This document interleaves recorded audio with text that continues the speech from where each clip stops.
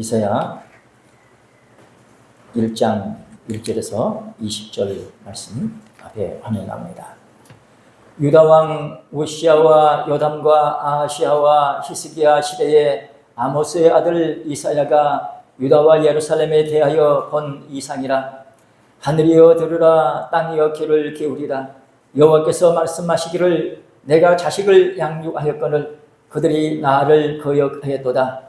손은 그 임자를 알고 나귀는 주인의 구유를 알건만은 이스라엘은 알지 못하고 나의 백성은 깨닫지 못하는도다 하셨도다. 슬프다 범죄한 나라요 허물진 백성이요 행악의 종자요 행위가 부패한 자식이로다. 그들이 여호와를 버리며 이스라엘의 거룩한 자를 만홀히 여겨 멀리하고 물러갔도다. 너희가 어찌하여 매를 더 맞으려고 더욱더욱 패역하느냐. 온 머리는 병들었고 온 마음은 피곤하였으며 발바닥에서 머리까지 성한 곳이 없이 상한 것과 터진 것과 새로 맞은 흔적뿐이오늘 그것을 짜며 싸매며 기름으로 유하게 함을 받지 못하였도다. 너희 땅은 황무하였고 너희 성읍들은 불에 탔고 너희 토지는 너희 목전에 이방인에게 삼키웠으며 이방인에게 파괴됨같이 황무하였고 딸 시온은 표도원의 망대같이 원두밭의 상징막같이 에워싸인 성부같이 겨우 남았도다. 만군의 여호와께서 우리를 위하여 조금 남겨두지 아니하셨다면 우리가 소돔 같고 고모라 같았으리로다. 너희 소돔에 가는들아 여호와의 말씀을 들을지어다. 너희 고모라의 백성아 우리 하나님의 법에 귀를 기울일지어다. 여호와께서 말씀하시되 너희의 무수한 재물이 내게 무엇이 유익하뇨. 나는 수양의 번제와 살찐 짐승의 기름에 배불렀고 나는 수송아지나 어린 양이나 수염소의 피를 기뻐하지 아니하노라. 너희가 내 앞에 보이러 오니 그것을 누가 너희에게 요구하였느냐. 내 마당만 밟을 뿐이니라. 헛된 재물을 다시 가져오지 말라. 분향은 나의 가정이 여기는 바요 월삭과 안식일과 대회로 모이는 것도 그러하니 성회와 아울러 악을 행하는 것을 내가 견디지 못하겠노라. 내 마음이 너희의 월삭과 정한 절기를 싫어하나니 그것이 내게 무거운 짐이라. 내가 지기에 곤비하였느니라. 너희가 손을 펼 때에 내가 눈을 가리고 너희가 많이 기도할지라도 내가 듣지 아니하리니 이는 너희의 손에 피가 가득함이니라. 너희는 스스로 씻으며 스스로 깨끗게 하여 내 목전에서 너희 악업을 버리며 악행을 그치고 선행을 배우며 공의를 구하며 학대받는 자를 도와주며 고아를 위하여 신원하며 과부와 과부를 위하여 변호하라 하셨느니라. 여호와께서 말씀하시되 오라 우리가 서로 변론하자. 너희 죄가 주홍 같을지라도 눈과 같이 희어질 것이요 진홍같이 붉을지라도 양털같이 되리라. 너희가 즐겨 순종하면 땅의 아름다운 소산을 먹을 것이요 너희가 거절하여 배반하면 칼에 삼키오리라. 여호와의 입의 말씀이니라. 이는 하나님의 말씀이니라.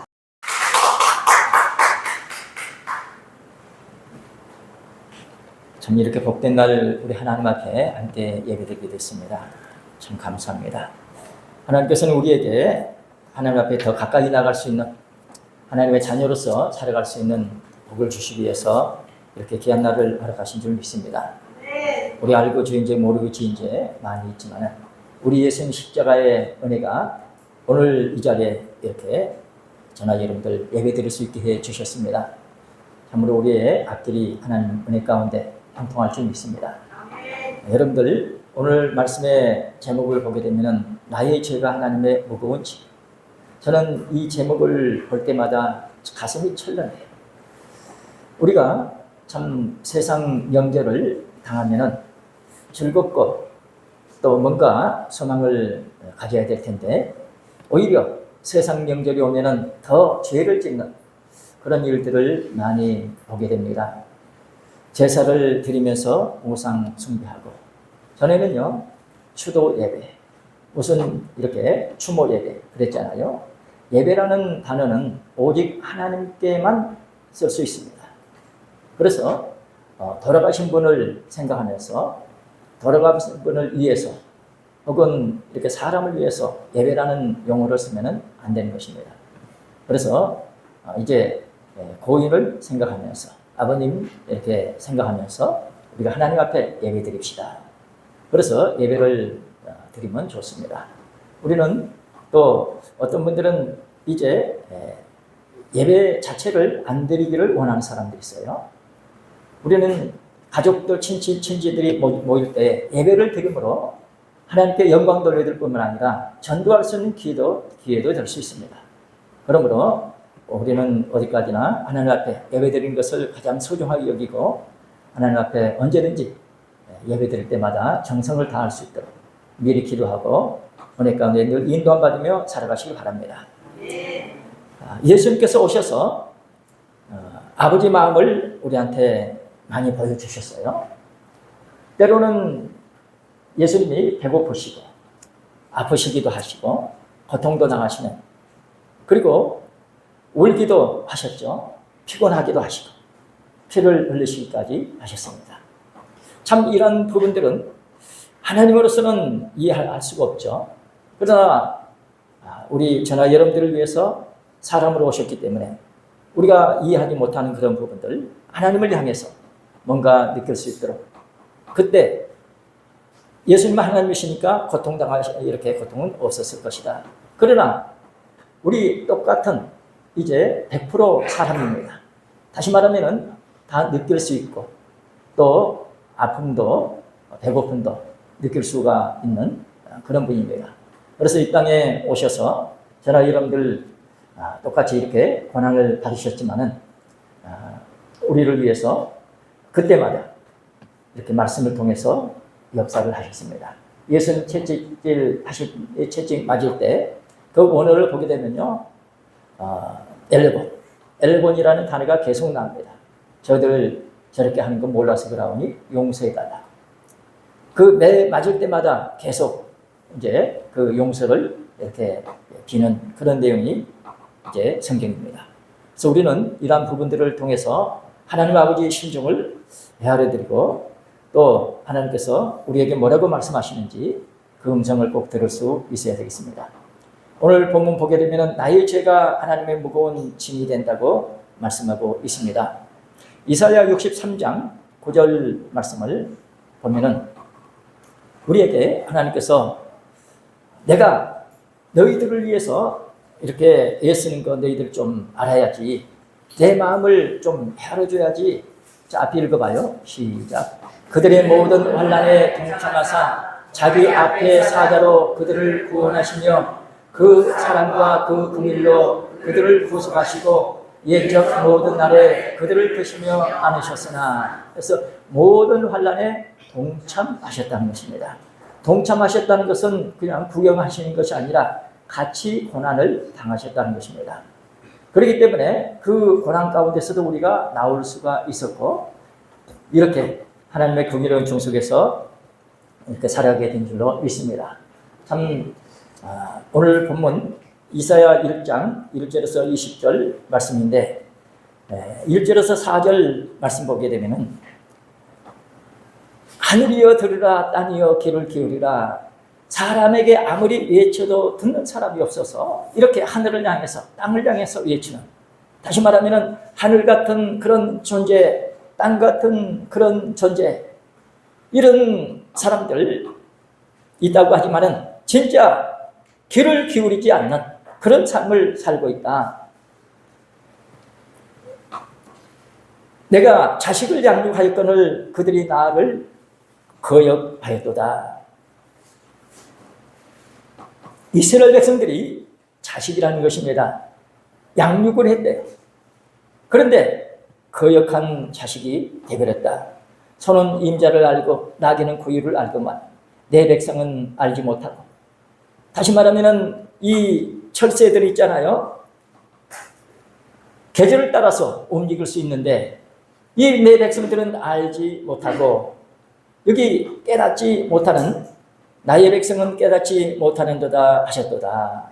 짐승만도 못한 그런 삶을 살고 있다고 탄식하고 있습니다. 그래서 슬프다 범죄한 나라여, 허물진 백성이여 행악의 종자여. 행위가 부패한 자식이라고 탄식하고 있습니다.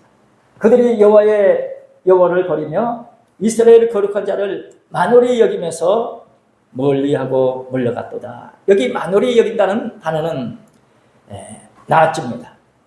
나아져 거부하다, 경멸하다, 업신여기다. 이 나이추, 그래서 PL 완료 공성이 쓰여졌습니다.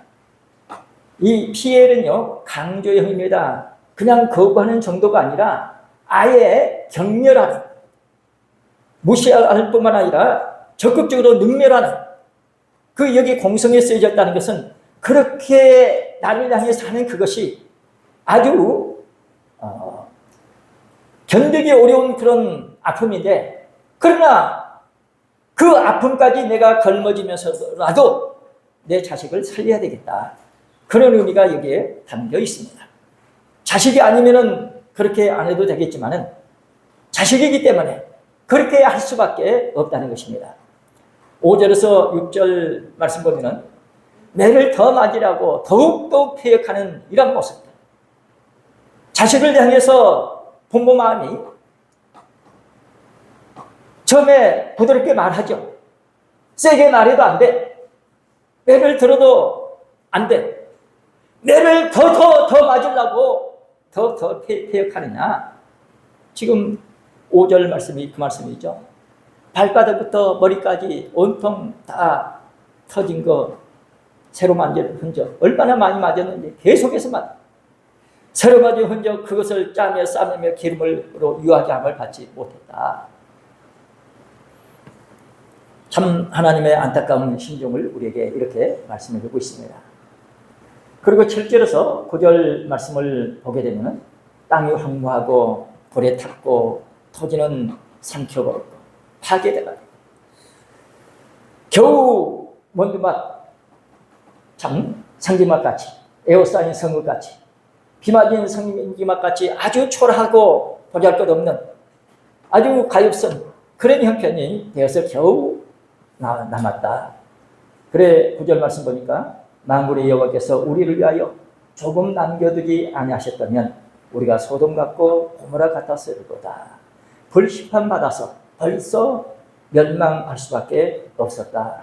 조금 남겨두셨다는 것은 하나님께서 예레미야 로마서나 이런 내용들을 보게 되면 이 내용을 인용을 합니다. 씨를 남겨주셨다는 것입니다. 그래서 다시 그 씨를 심어가지고 새롭게 될 수 있도록 하나님께서는 그렇게 작전을 하셨더라. 다 멸망해도 뭐가 남는다고요? 그루터기는 남는다. 그래서 그 그루터기는 거룩한 씨다 하는 것입니다. 10절에서 14절 말씀 보면은 여호와의 말씀을 들을지어다, 하나님의 법에 귀를 기울일지어다. 듣기는 듣는데 하나님의 말씀으로 듣지라, 귀를 기울여서 듣지라. 이것이 병이라는 것입니다. 그래 참 말씀보다도 형식을 더 중요하게 여기면서 분명히 예물을 드리고 소양, 살찐 짐승 드리지만 마음은 멀리 있더라. 소송아지 어린 양 수염소를 드리면서도 마음이 멀리 있는, 그래서 하나님께서는 야 그거 귀찮다, 가져오지 마라, 헛된 재물이다, 내 마당만 밟을 뿐 내가 오히려 괴롭다. 분양하는 거 가증히 여기는, 분양이 기도죠. 겉으로 기도는 소리는 하는데 내는데 삶은 아니란, 이것이 가증스럽다고 말씀하고 있는 것입니다. 안식일로 또 교회로 또 성회로 모이는데 모이면서 악을 행하는 거 내가 견딜 수가 없구나. 무거운 짐이다. 지기에 곤비했다고 말씀하고 있습니다. 분명히 가지고 오니까 받긴 받으시는데 받고 보니까 너무 가벼워져야 할 텐데 그냥 돌아서면 또 죄를 짓게 되니까 점점 짐이 쌓여지는 거죠. 그래서 곤비할 정도 쓰러지기 직전에 그런 상황을 말씀하고 있습니다. 15절에서 17절 말씀 봅니다. 참 너희 손에 피가 있어서 그 피를 씻지 않고 왔으니 어떻게 내가 받을 수 있겠느냐. 스스로 씻고 스스로 깨끗하게 해라. 내 목전에서 너희 악을 버리며 악행을 그치고. 그러니까 하나님께서 뻔히 보고 계시는데, 보고 계실 그 앞에서 악을 행하고 있으니 내가 얼마나 괴롭겠느냐. 17절 말씀이요. 선행을 배우며 공의를 구하며. 선행을 누구나 하긴 하죠. 그러나 배우라는 것입니다. 우리가 지난번에 양과 염소 갈라지는데 뭐 때문에 갈라진다고요? 선행을 하느냐 안 하느냐에 따라서 갈라진다. 양은 천국 오른편, 염소는 지옥 왼편. 이것이 선행을 하느냐 안 하느냐 달려있다.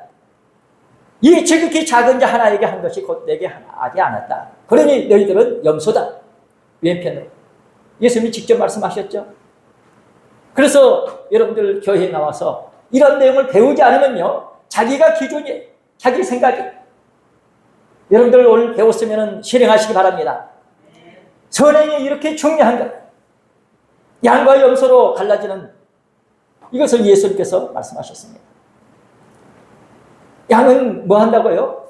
목자의 음성을 듣고 순종하지만은 염소는 안 한대. 예수님 직접 하신 말씀, 예수님 목자 같으면은 말씀을 들어야죠. 순종한다는 것입니다. 그러니까 자동적으로 말씀을 순종하느냐 안 하는 것은 본인에게 달려있습니다. 내가 양이면 순종하고 염소만 안 하는 것. 이렇게 적극적으로 삶을 살게 되어 있습니다.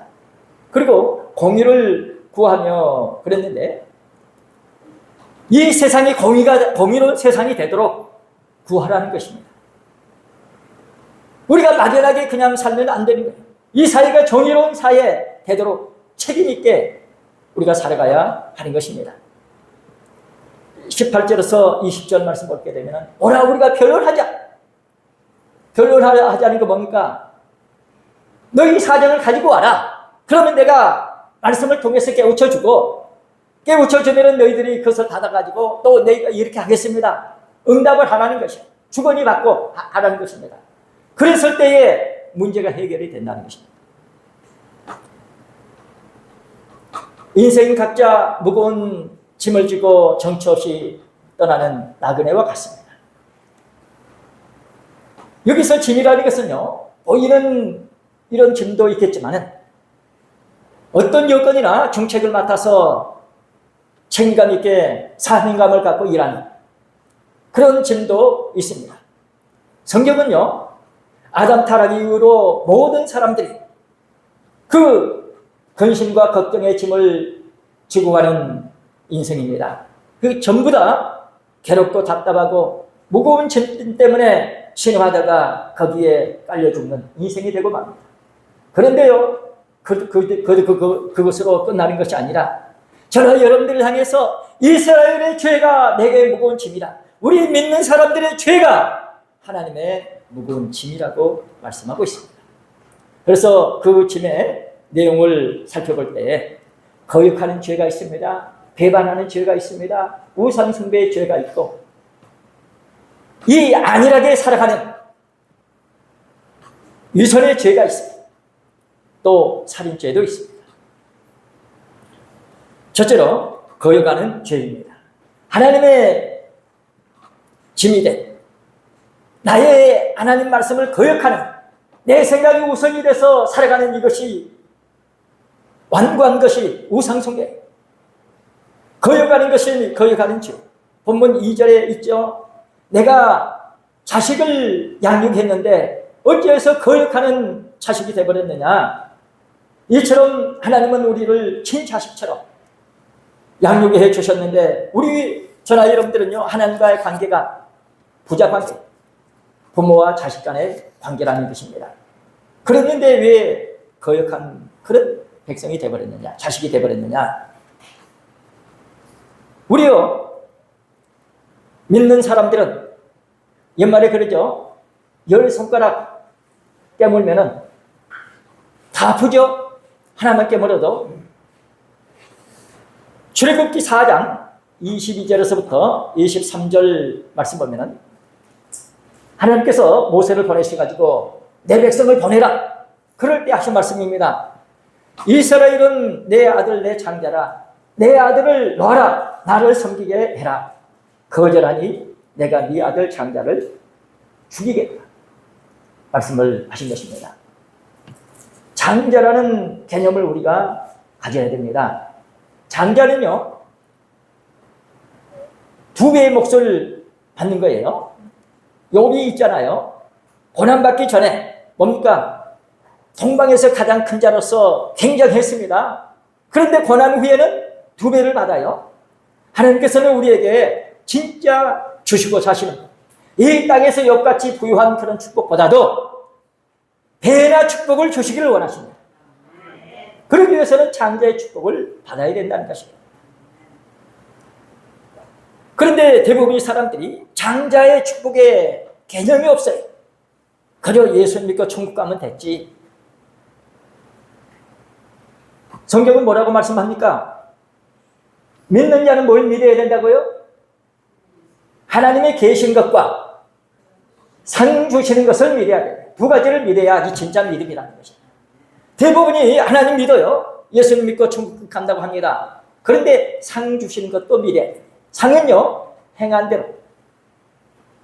많이 행하면 많은 상이 있고, 적게 행하면 적은 상이 있어요. 그래, 성경에 보게 되면은, 해의 영광이 있고, 그 나라 가게 되면 해 같은 영광을 차지하는 사람이 있고, 달 같은 영광이 빛나는 그런 사람이 있고, 별 같은, 또 별의 영광이 다르다고 그랬죠. 그 나라 가게 되면은, 이렇게 영원히 누리는 축복이 다르다는 거죠.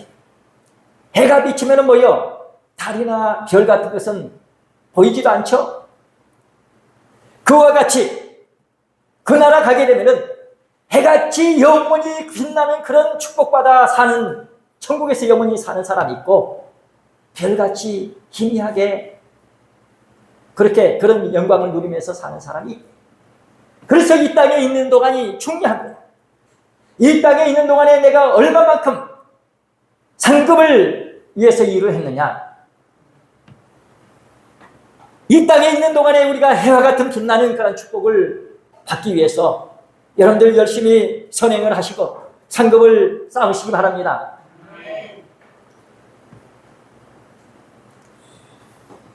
신명기 14장 2절 말씀 보면은 너는 너의 하나님 여호와의 성민이라, 거룩한 백성이라. 여호와께서 지상 만민 중에서 너를 택하여 자기의 기업의 백성을 삼으셨다. 뭔가 너 한 사람, 너를 택해가지고 하나님의 백성으로, 기업의 백성으로 삼으셨다는 것입니다. 믿으시기 바랍니다. 각자 분명히 나 한 사람 내가 합당해. 그래야 기업 천국을 차지할 수 있게 하신 것입니다. 그런데 이런 내용을 알지 못하고 그저 예수 믿고 천국 간다, 자기 욕심에 끌려서 그렇게 살면 안 돼요. 여러분들, 마귀가요 어떤 역사를 하고 있습니까? 성경에 보면은 씨 뿌리는 비유에서 길짝밭에 씨가 떨어지면 어떻게 되죠? 새가 와서 쪼아먹는다고 그랬어요. 또 뭡니까? 밟아버린다고 그랬습니다. 새가 와서 쪼아먹는다는 것은 씨를 제대로 간수하지 못하면 많이 좋은 일을 시킨다는 거예요. 왜 하나님께서 우리 짐 때문에, 우리 죄짐 때문에 그렇게 고통당하고 계시느냐? 예수님이요, 요한복음에 보면은 내가 진실로 진실로 너희에게 이르노니, 이런 말씀들이 있죠. 말씀을 받아야 되는데 못 받으면 땅에 떨어지면 안 되잖아요. 마귀가 뺏어가면 안 되잖아요. 야, 내가 너한테 준 축복이 있지 않느냐? 이것을 간수해야지. 네가 이것을 간수하지 못하게 되면 마귀가 뺏어가. 그러니 어떻게 하냐? 마귀가 가져가면 안 되기 때문에 예수 믿는 저나 여러분들을 향해서 네가 중심은 너한테 준 것을 반드시 네가 간수하고 감당을 해야 돼. 못하게 되면은 어떻게 합니까? 땅에 떨어지면 안 되잖아요. 그래 저는 이 부분을 생각하면서요, 내가 제대로 신앙생활을 못해가지고 나 때문에 그 짐을 지시고 비틀거리시는 그런 장면이 생각이 됩니다. 얼마나 이 짐이 많은지, 인류가 범한 그 죄악 때문에 지금 이 세상이 지금 어떻게 가고 있는지, 멸망을 향해서 치닫고 있는 이런 모습을 생각하게 됩니다. 그 낑낑대면서 애쓰시는 그 예수님, 하나님 아버지께서 울고 계시는 그런 장면을 보신 분도 있어요. 여러분들, 이 세상이 이대로 끝나서는 안 됩니다. 지난번에 창세기 2장 1절 말씀드렸죠. 천지와 만물이 다 이루니라. 이 말씀 속에는 천지 모든 것 다 이루어 이렇게 만들어 오신, 그것으로 끝나는 것이 아니라 만물이 이루니라. 만물이 무슨 뜻이라고요? 군대, 조직이 완벽하게 이루어져서 조화롭게 아름답게 존재해야 되는 것이. 그런데 사람들이 파괴합니다. 여기에 대한 책임의식이 없게 되면 이 세상이 점점 악해지게 되고 결국에는 파괴될 수밖에 없어요. 그런 방향으로 점점 가고 있습니다. 우리 믿는 사람들은 그런 것에 대한 책임감을 가져야 돼요. 가장 조화롭고 아름답게 보시기에 심히 좋았더라. 이런 모습으로 만물들이 존재하고 그러한 아름다움으로 하나님께 영광 돌려드려야 할 줄 믿습니다. 이런 부분들이 우리에게 인식되지 않으면 그저 자기 살기 바쁘고 자기 욕심 채고요. 우리 하나님 아버지 심정을 헤아려 들어서 분명히 하나님께서 영광 받으시기 위해서 지으셨고 보시기에 심히 좋았으니 그렇게 대하면 됩니다. 그렇게 되도록 저와 여러분들은 책임의식을 갖고 우리가 힘쓰고 권면하고 책임감 있게 기도하면서 사명을 감당해야 할 줄로 믿습니다. 두 번째로, 배은망덕의 죄입니다. 배은망덕의 죄. 배은망덕이라는 것은 은혜를 받았는데 보답하지 않은 것을 말합니다. 그래, 이런 부분들 많이 있는데 역대하 26장 16절에 보면 유다왕 오시아가 참 칭찬받는 왕이었죠. 그런데 말년에 가가지고 교만해지니까 그 은혜를 거역하게 되는, 그래서 문둥병에 걸려서 고통의 가운데 참 별궁에 가하면서 죽죠.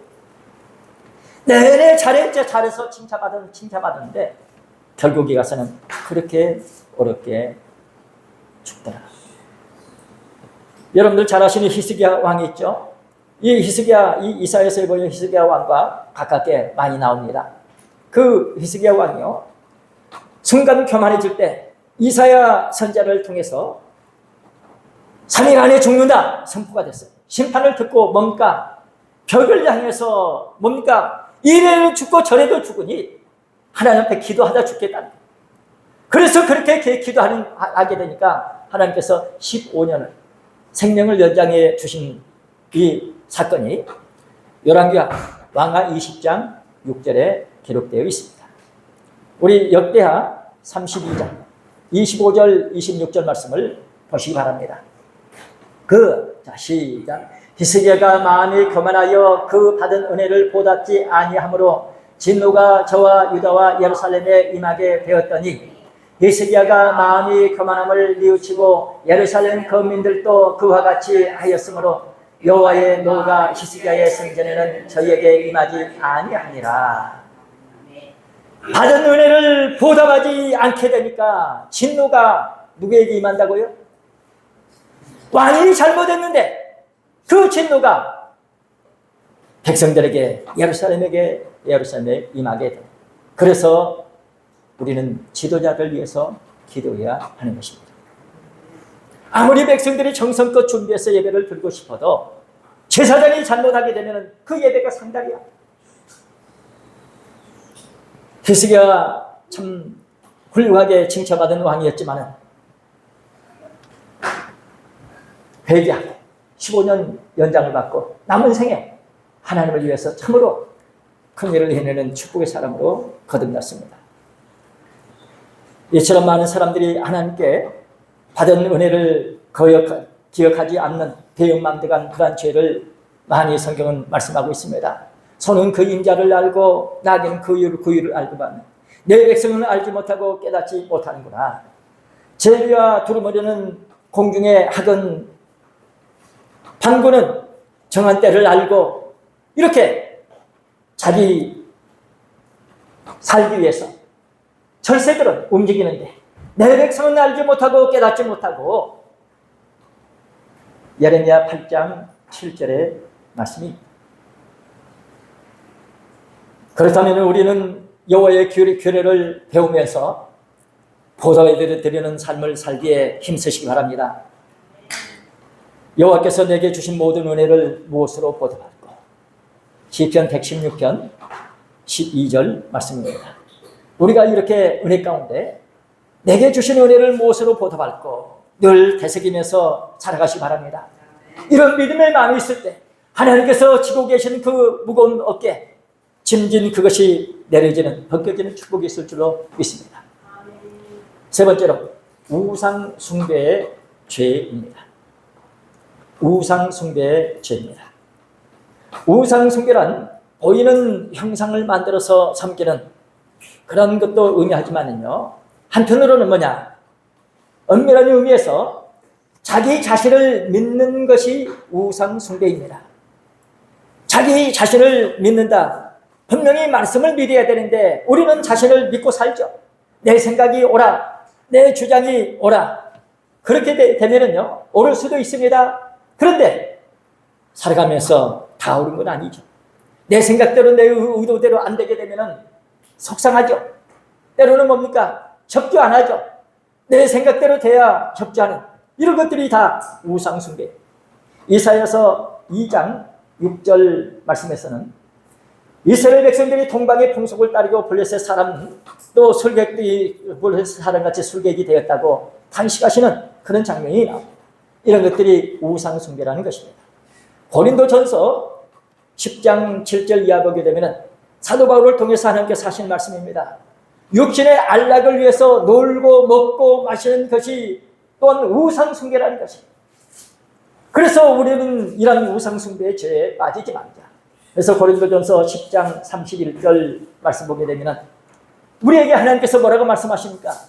너는 먹든지 마시든지 살든지 죽든지 하나님의 영광을 위해서 하라고. 우리가 이런 말씀들을 되새기면서 기도해야 됩니다. 기도하지 않으면 우상 숭배하면서도 몰라요. 하나님을 믿는 사람은 하나님께 맡기고 하나님께 기도함으로 응답받아서 담대히 살아가야 함에도 불구하고 우상 숭배하는 자들은 다른 주인을 쫓아가는 탐욕의 종들이고 자기 남편을 두고 다른 남자를 따라가는 간부와 같다고 이사야 2장 7절에서 22절은 말씀하고 있습니다. 성도 여러분, 오늘날 세상은요, 간부와 같은 그런 세상이에요. 은금 부하를 가득 두고 뭔가 부자라는 거, 저 먹고 사는 거 걱정 없다는 것입니다. 병거를 무수히 준비했습니다. 국방이 튼튼하다는 것입니다. 안보가 걱정이 없대요. 우상도 가득하다. 하나님만을 섬기는 이것보다도 내가 좋아하는 것이 주변에 깔려있다는 것이에요. 자기가 만든 것을 공경하고 사람이 만든 것이 최고라 하면서 따라갑니다. 그들을 용서하지 마옵소서. 결론이 그겁니다. 11절 말씀 보게 되면요, 그날이 오게 되면은 그날에 이제 여호와께서 홀로 높임을 받으실 때인 줄 알아라. 참 이렇게 우상 숭배의 천지 그런 세상이 되거든. 오늘날 같은 그런 세상이 되거든. 이제 여호와께서 홀로 높임 받으셔야 할 때인 줄 알아라. 만구로 여호와의 한 날이 모든 경건한 자, 거만한 자, 착오한 자 다 낮아지게 하십니다. 사랑하는 성도 여러분, 그날을 멀리만 보지 마시고 지금 하나님 앞에 결단을 내리셔서 나에게부터 하나님만을 높이는 그런 삶을 살겠습니다. 하나님 앞에 기도하시면서 은혜 받으시기 바랍니다. 보통 살아가면서 받은 은혜로 살아가는 것이 있고 특별히 받아야 내가 승리적인 삶을 살 수 있습니다. 기존의 삶에서 벗어나서 하나님을 원하시는 삶을 살기 위해서는요, 그만큼 은혜가 필요해요. 17절 말씀 보면은요, 그날에 여호와께서 홀로 높임을 받으신다. 그래서 그때가 되면 우상들은 온전히 없어진다고 말씀하고 있습니다. 하나님께서 홀로 높임을 받으시는 그때 우상이 완전히 없어진다. 우리가 나도 모르는 사이에 내가 평소에 좋아했던 것, 그거 따라가는 그런 것들이 다 없어집니다. 우상 숭배에서 벗어나는 것이 얼마나 큰 축복이지. 그런데 성경에서는 이 방법을 뭘로 말씀해요? 여호와께서 홀로 높임 받는 그날이, 여호와께서 홀로 높임 받는 그날, 우상이 없어지는 날. 22절 말씀 보면은 너희 인생들은 인생을 의지하지 마라. 그 호흡은 코에 있나니 수에 칠 가치가 없느니라. 오늘 저나 여러분들은 하나님 앞에 기도하시고, 나 이제부터는 하나님을 높이는 삶을 살겠습니다. 그런 가운데 특별한 축복을 받으시기 바랍니다. 네 번째로 위선입니다. 거역하고 배반하고 우상 숭배하면서 위선적인 그런 삶을 산다는 것이에요. 하나님을 믿지 않으면서도 믿는 척하는 거칠의 인생이 위선입니다. 사랑을 말하면서도 남을 미워하는 위선이 있습니다. 신앙을 말하면서도 그 열매 없는 위선이 있습니다. 평화를 말하면서도 불화하는 위선입니다. 성질 한번 내게 되면 불화가 되어버리잖아요.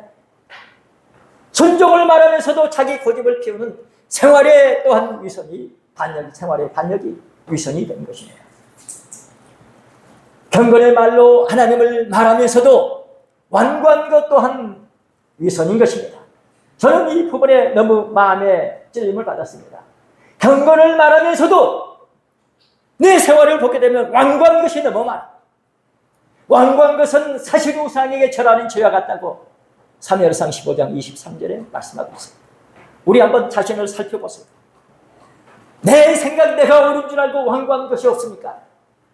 내가 기준이 돼서 말씀을 저버리는 그런 삶을 살고 있지는 않습니다. 교훈을 말하면서도 실행하지 않으면 모두가 위선입니다. 그래서 이스라엘 백성들 성회와 아울러서 성회이기 때문에 와서 예배는 드려. 그러면서도 악을 행하는 거 위선적인 민족이라고 이사야 1장 13절에 말씀하는 것입니다. 다섯 번째로 살인죄입니다. 살인죄. 살인은요, 사람의 육의 생명을 빼앗는 것뿐만 아니라 뭐가 살인죄죠? 요한일서 3장 12절에서 15절 말씀 보세요. 사람들은 수시로 살인죄를 범하면서도요, 감각이 없어요. 우리 믿는 사람만큼은 그래서는 안 되죠. 형제를 미워하는 것이 뭐예요? 자, 요한일서 3장 12절 말씀 시작. 가인같이 하지 말라. 저는 악한 자에게 속하여 그 아우를 죽였으니 어찌 연고로 죽였느냐. 자기의 행위는 악하고 그의 아우의 행위는 의로움이니라. 여러분들, 가인은요, 예배 드렸을까요? 안 드렸을까요? 예배를 드렸어요. 부모님께로부터 교육을 받았습니다. 예물도 드렸어요. 문제는 뭡니까? 악한 자에게 속해 있었어요. 악한 자에게 속해 있으니까 뭡니까? 적당하게 악도 하고 선도 하고. 한번 살펴보세요. 나는 가인 같은 인생이 아니다. 악한 자에게 속하게 되면은 결국에 가서는 실컷 해놓고 버림받아요. 우리는 그날을 가기 전까지 이 악에 대해서는 철저하게 물리치고 악을 멀리해야 됩니다. 내 속에서 제거해야 됩니다. 그래야만 천국 갈 수 있습니다. 그런데 성경에서는 뭐라고 예수님 말씀하십니까? 내버려 둬라. 악한 자는 점점 악해지고 선한 자는 점점 선해진다. 뭡니까? 말씀에 비춰보기 전에는 몰랐는데 말씀에 비춰보니까, 그 말씀 비춰보니까 너무너무 내가 악이 많아. 그러니까 그 악 때문에 내가 괴로워하고 하나님 앞에 눈물을 흘리고 기도한 거예요. 그래서 점점 선해져. 악한 자는 뭡니까? 그냥 평상시처럼 그냥 사는 거예요. 뭔지 구별이 안 돼. 그래서 내버려 두라. 오늘 우리 말씀 들은 축복의 사람들은 하나님 앞에 기도하시면서 진짜 하나님 앞에 예배드리는 자답게 말씀을 통해서 깨닫고 악과 짝하지 마시고 확실하게 선의 편에서 믿음 생활하시기를 바랍니다. 우리 14절 말씀 봐봐요. 14절 시작. 우리가 형제를 사랑함으로 사망에서 옮겨 생명으로 들어간 줄을 알거니와 사랑치 아니하는 자는 사망에 거하느니라. 성도 여러분, 사랑하면은 어떻게 된다고요? 생명으로 옮겼다. 사랑하면 생명으로 옮겼다. 또 뭡니까? 사랑치 아니하면 어떻게 된다고요? 사망에 머물러 있다는 것입니다. 여러분들, 우리 기독교는요, 흐릿하면 죽습니다. 뚜렷해야 돼. 확실해야 됩니다. 정확해야 됩니다. 적극적이라 해야 돼. 사랑하고 안 하고 내가 뭐 할 수 없어서 뭐 안 했는데, 여러분들 이 세상 사람처럼 그렇게 생각하면 안 되는 거예요. 사랑치 아니하는 자는 어디 거한다고요? 사망에 있는 거예요. 이렇게 우리 기독교는 적극적입니다. 삶이 흐릿하면 안 되는 거예요. 여러분들 지금까지 살아온 생에 한번 점검해 보세요. 내가 이렇게 말씀 믿고 살았는지, 아니면 내가 주인이 돼서 내 생각을 따라 살았는지 확실해야 돼요. 이것이 흐릿하게 되면 삶이 흐릿합니다. 말씀 쫓아갈 수 없어요. 결단력 있게 말씀을 쫓아가시기를 바랍니다.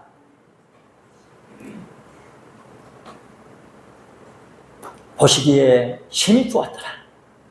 이 세상이 그렇게 돼야 돼요. 지금 이 세상이 지금 어떻게 돌아가고 있습니까? 천지와 만물이 이루니라. 천지 만물 이루어져서 다 보시기에 힘이 좋았는데, 우리 눈에 보기에 보시기 그러지, 하나님 보시기에 힘이 좋았다는 건 어디 있겠어요? 하나님께서 이것을 회복하시기 위해서 얼마나 애쓰시는지. 우리가 제대로 믿음 생활하게 되면 사람을 만물의 영장이라고 그러죠.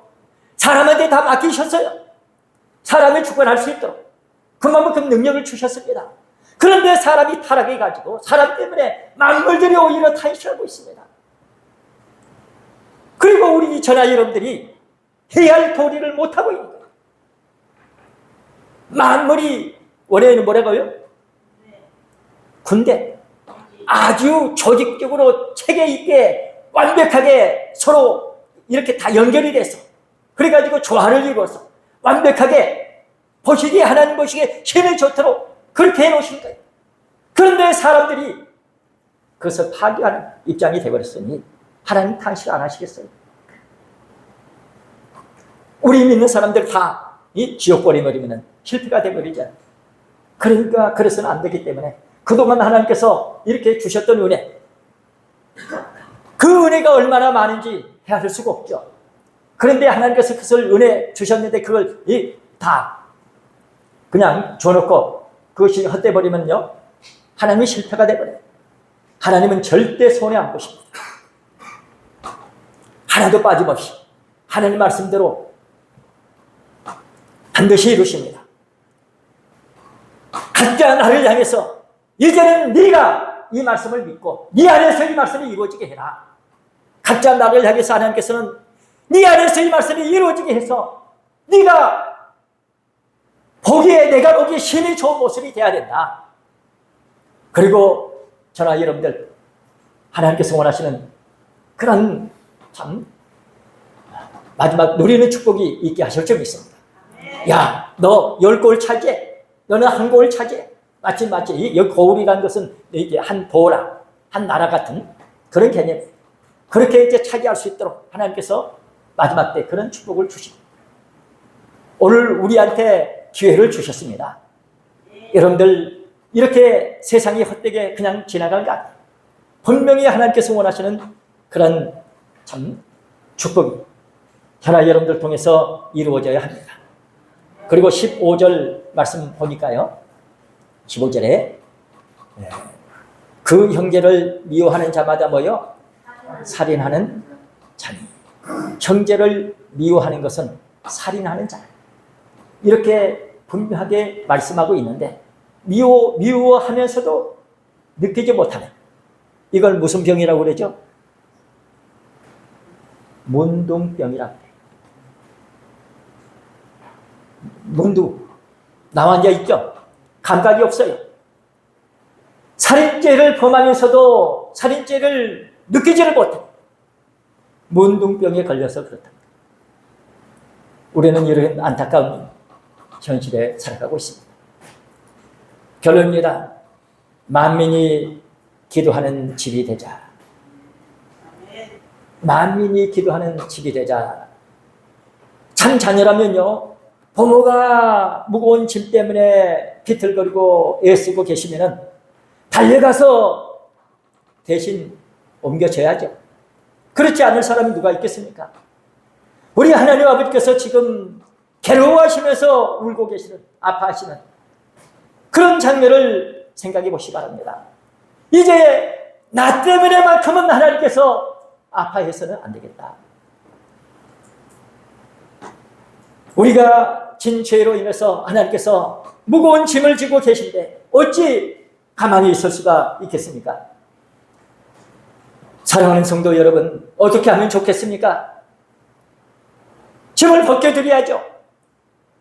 그러면 어떻게 해야 되겠습니까? 내가 지은 짐이 있는 한 하나님께서는 그 짐 때문에 같이 괴로워하십니다. 아까 모든 환난에 동참하신다고 그랬죠? 그 내가 지고 있는 짐을 어떻게 하면 벗을 수 있겠습니까? 마태복음 11장 읽고 마치겠습니다. 마태복음 11장 28절에서 30절 말씀. 28절 시작. 수고하고 무거운 짐진 자가 다 내게로 오라. 내가 너희를 쉬게 하리라. 여기 수고하고 무거운 짐진 자들 다 오라는 것입니다. 없는 사람은 안 와도 되겠죠. 그러나 없는 사람이 없습니다. 다 오라. 내가 너희를 쉬게 하겠다. 이래서 쉰다는 건 뭡니까? 이제는 짐이 없다는 거죠. 짐을 완전히 벗겨주시겠다. 그랬을 때 비로소 하나님께서도 안식하실 수 있어요. 자기 자식이 아파 누워있는데 부모님이 안식할 수 있습니까? 하나님께서 지금도 안식하시지 못하고 일하고 계십니다. 29절 말씀 시작. 나는 마음이 온유하고 겸손하니 나의 멍에를 메고 내게 배우라. 그러면 너희 마음이 쉼을 얻으리라. 아멘. 너희들이 애써 하지 말고 내 멍에를 메고 배우라. 내 멍에를 안 메면은요 안 된다는 거예요. 주는 멍에를 메야, 그래야 배울 수 있고 배워야 쉼을 얻을 수 있다는 것입니다. 배울 때는 어떻게 해야 됩니까? 빨리 왕래하면서 배워요. 그래야 그만큼 내가 빨리 주님 멍에를 그만큼 맬 수 있고 그만큼 우리가 쉼을 얻을 수가 있습니다. 30절 시작. 이는 너의 멍에는 쉽고 내 짐은 가벼우니라 하시니라. 아멘. 쉽고 가볍다. 이제 뭡니까? 짐이 없다는 거예요. 그래서 뭡니까? 똑같이 사는데 뭡니까? 그 사람은 뭡니까? 쉼을 얻는, 누리는 그런 삶을 산다. 우리에게 이러한 축복을 주시기 위해서 이사야 56장 7절에서 뭐라고 말씀하십니까? 야, 내 집이 기도하는 집이 돼야 돼. 만민이 기도하는 집이 돼야 돼. 기도하는 내 집에서 너희들이 살아야 되지 않느냐. 내 집은 만민이 기도하는 집이다. 그래서 하나님께서는 저나 여러분들을 통해서 이제는 네가 기도를 해라. 만민이 이 모든 것을 걸머쥐고 기도할 수 있는, 그래서 네가 기도하게 되면 내가 그 기도를 듣고 일을 하겠다. 하나님께서 일하셔야 이루어지죠. 우리가 일해봤자 얼마나 일하겠습니까? 그렇죠? 우리가 일해야 얼마나 일하겠어요? 하나님께서 하시겠다는 거예요. 그러므로 하나님께서 지금도 일하고 계시니 하나님 이렇게 하신다고 하셨군요. 하나님 감사합니다. 이것이 이루어지게 하시니 감사합니다. 하나님 일을 이렇게 하실 줄 믿습니다. 그리고 또 하나님께서는 나한테 상급을 주시기 위해서 뭐라고 하십니까? 이 일은 네가 해라. 그랬을 때 저나 여러분들이 일을 해서 하나님께로부터 상급받고 하나님께서 원하시는 그런 축복의 세계 이루어질 수 있도록 마침내 이제 하나님께서 지미온 저나 여러분들을 통해서 영광만 받으신 그때가 올 줄로 믿습니다. 기도하시겠습니다.